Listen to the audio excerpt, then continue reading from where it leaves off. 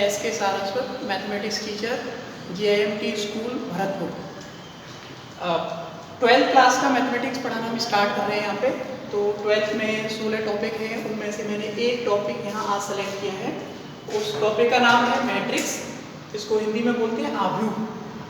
तो आव्यूह की पहले आपको डेफिनेशन समझनी है कि आव्यूह क्या है। आव्यूह बेसिकली क्या है कि एक स्ट्रक्चर होता है जिसमें हम कुछ वस्तुओं को, संख्याओं को या अक्षरों को एक व्यवस्थित क्रम में अरेंज करके लिखते हैं। कुछ ऐसे लिखेंगे, पंक्ति वाइज लिखेंगे, कुछ स्तंभ वाइज लिखेंगे। तो उसकी एक यहाँ पे मैंने एक पर्टिकुलर डेफिनेशन दी है, इस डेफिनेशन को आप समझेंगे पहले। आव्यूह आप किसे कहते हैं? समान राशियों, संख्याओं के व्यवस्थित क्रम को आव्यूह कहते हैं, जिसमें प्रत्येक पंक्ति, स्तंभ आयताकार या वर्गाकार विन्यास में लिखा जाता है। आव्यूह को यानी सफिक्स का मतलब तो जैसे ये लिखा है मैंने A11, ये जो 1 लगाया है दैट इज अ सफिक्स के साथ निम्न प्रकार व्यवस्थित करते हैं। अच्छा, आव्यूह जैसे मैंने यहाँ पे आपको एक एग्जांपल दिया है, कैपिटल A एक आव्यूह है। इसमें आव्यूह को हम 3 तरीके से व्यक्त कर सकते हैं। जनरली हमारे यहाँ 12th की जो बुक है उस बुक के अंदर जो नोटेशन यूज किया गया है वो ये नोटेशन है। वैसे आप ऐसे भी लिख सकते हो, बहुत सारे राइटर ऐसे भी लिखते हैं, पर लेकिन आप लोगों को आपकी जो किताब है राजस्थान बोर्ड की उसके अकॉर्डिंग आपको ऐसे लिखना है इसको। तो आपको यहाँ पे क्या करना है, कुछ वस्तुएं ऐसे रो वाइज रो में अरेंज करनी है, इनको रो बोलते हैं। जैसे ये आपकी पहली रो है, फर्स्ट रो है ये R1, ये सेकंड रो है R2, ये आपकी थर्ड रो है R3। ये पहली पंक्ति हो गई, ये दूसरी पंक्ति हो गई, ये आपकी तीसरी पंक्ति हो गई। अच्छा, पहली पंक्ति ये एक एग्जांपल इसमें मैंने लिखा है कि इस आव्यूह में 3 पंक्ति तथा 3 स्तंभ हैं, अतः इस आव्यूह का जो क्रम है वो 3x3 है। 3x3 का मतलब क्या हो गया? 3 पंक्ति और 3 स्तंभ। अच्छा, मैंने एक एग्जांपल आपको समझाया है, मैं यहाँ पे एक एग्जांपल और लिखूंगा, आप लोग बताएंगे मुझे कि उसका क्रम क्या है। जैसे मैं यहाँ पे एक एग्जांपल लिखता हूँ, ये एक मैट्रिक्स है कोई कैपिटल B, इस तरह से है।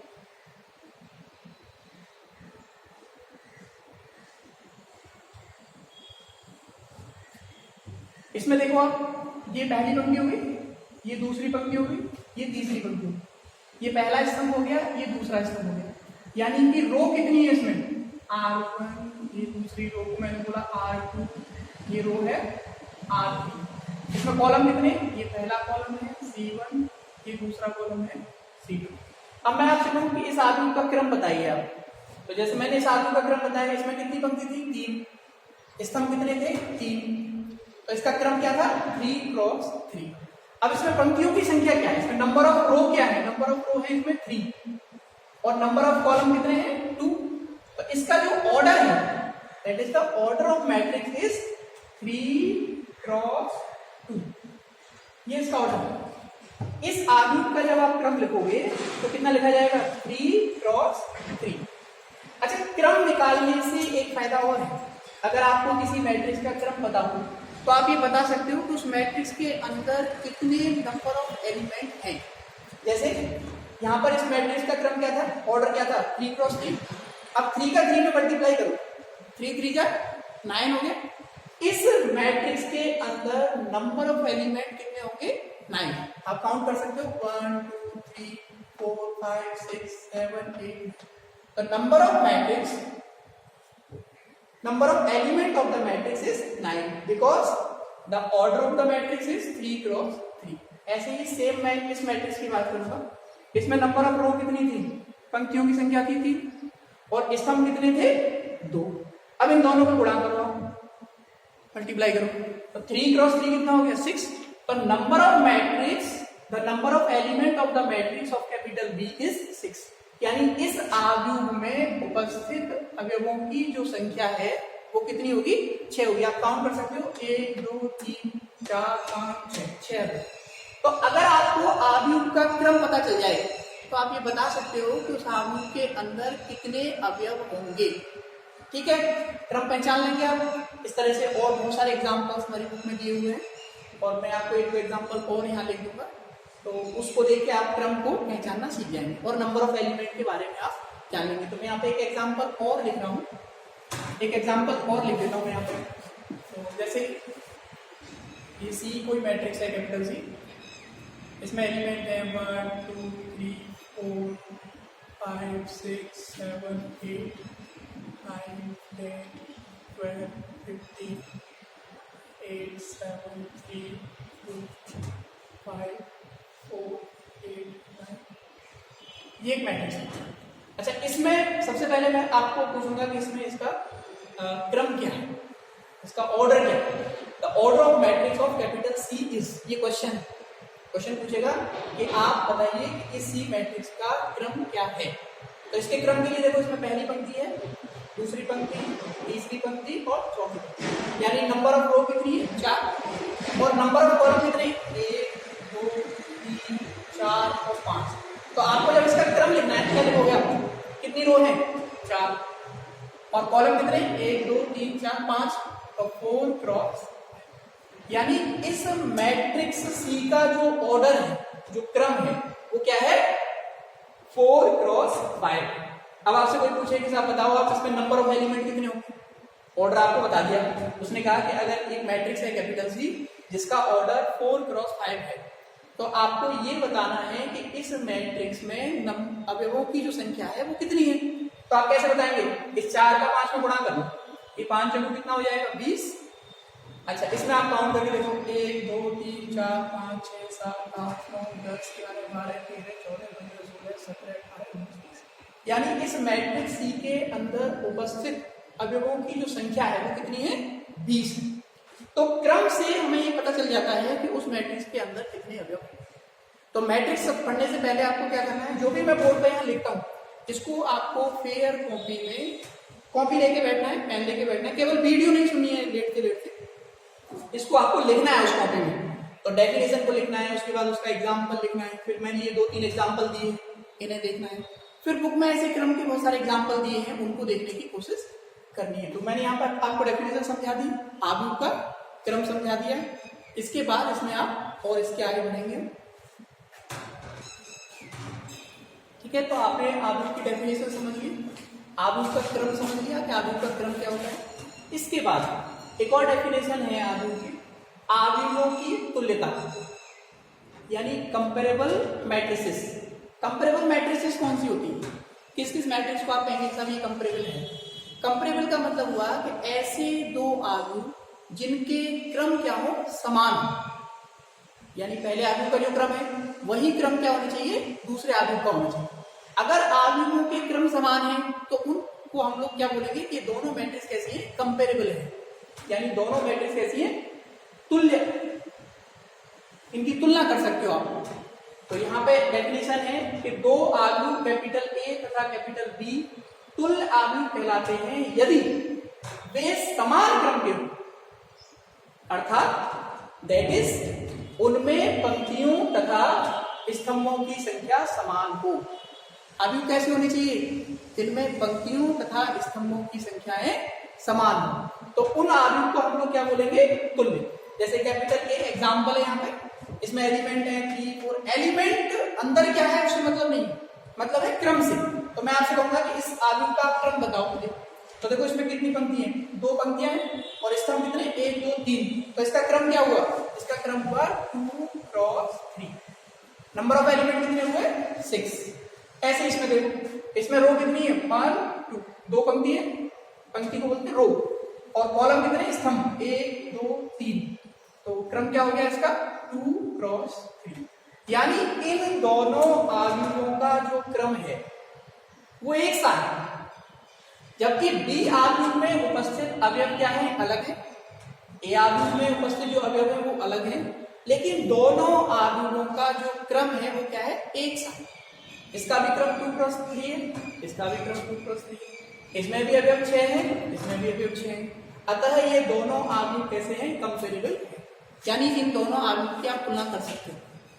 ठीक है, तो ऐसे अगर आपसे कोई पूछता है कि एग्जांपल देता है कि 4 5 सब आव्यूह हैं, आप बताओ कि इनका क्रम ये तुल्य है कि नहीं है, तो आप क्या करेंगे उन आव्यूह के क्रम को देखेंगे पहले, क्रम क्या है, और क्रम यानी ऑर्डर, और ऑर्डर पता चल गया और दोनों के ऑर्डर समान हो गए तो वो क्या कहलाएंगे तुल्य, कंपेरेबल कहलाएंगे। ऐसे बहुत सारे और भी एग्जांपल्स बुक्स के अंदर दिए हुए मैं भी आपको लिखाऊंगा।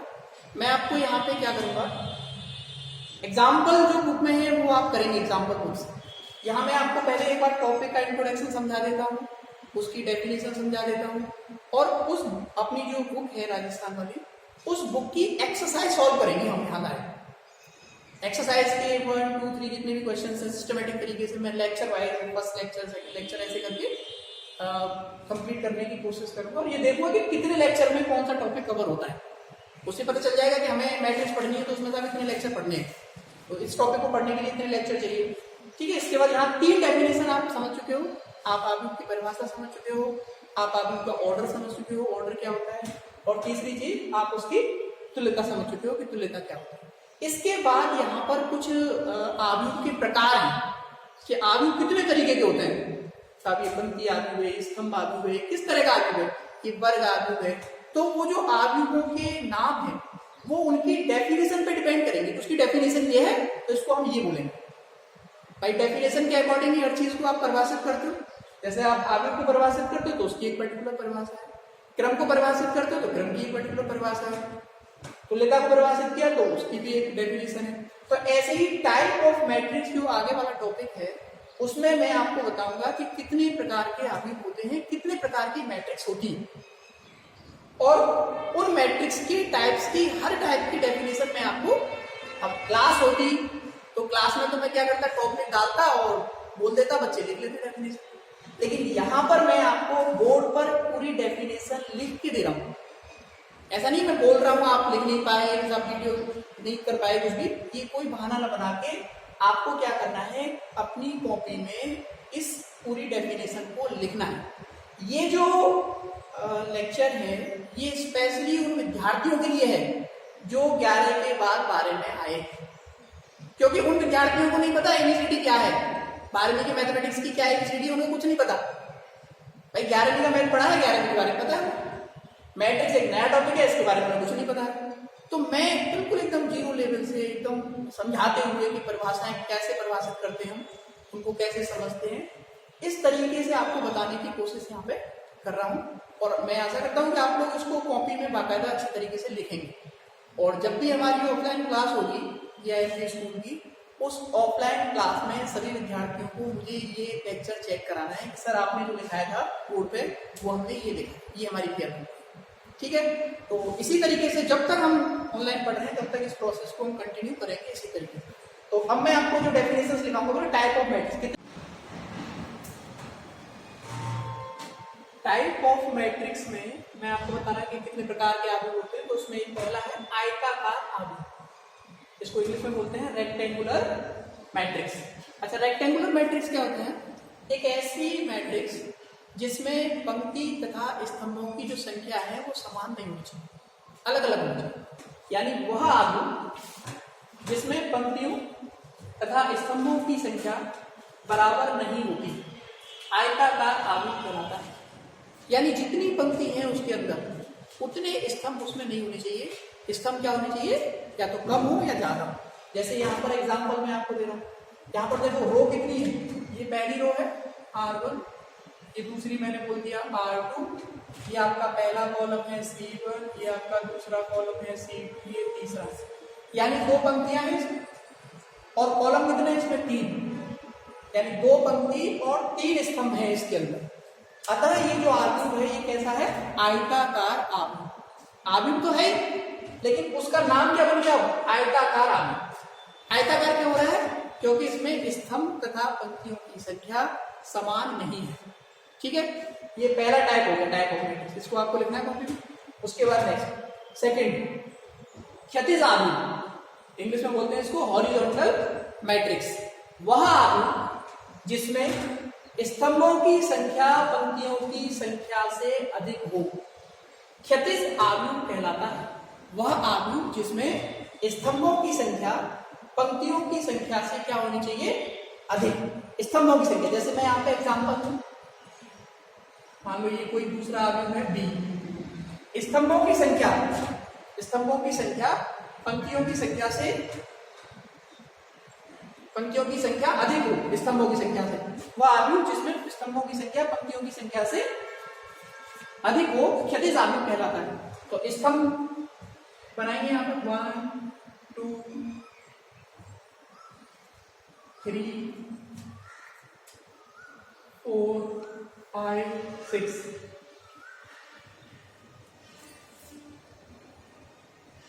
स्तंभों की संख्या पंक्तियों की संख्या से अधिक हो, यानी स्तंभ ज्यादा होनी चाहिए।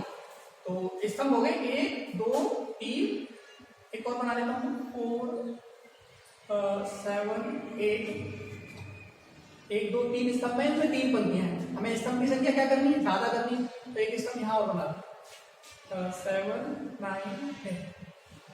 कितने स्तंभ हो गए, 1 2 3 और 4, और पंक्ति कितनी होगी 1 2 और 3, यानी कि इसका क्रम क्या हो गया 3 क्रॉस। यानी ऐसा आदमी, वह आदमी जिसमें स्तंभों की संख्या पंक्तियों की संख्या से अधिक हो, क्षैतिज आदमी कहलाता है। इसको बोलते हैं हॉरिजॉन्टल मैट्रिक्स। तो ये कैसी मैट्रिक्स है, हॉरिजॉन्टल। और ये कैसी मैट्रिक्स है, रेक्टेंगुलर। ठीक है, अगर मान लो किसी मैट्रिक्स में पंक्ति और स्तंभ की संख्या समान हो जाए, जैसे मान लो इसमें 2 पंक्तियां हों 2 ही स्तंभ, तो उसको बोलते हैं वर्ग आव्यूह। ठीक है, तो ऐसे और भी ये टाइप, तो ये 2 टाइप हो गए। पहला हो गया आयताकार आव्यूह, दूसरा हो गया क्षैतिज आव्यूह। ठीक है, तो ये दोनों आपको कॉपी में लिखने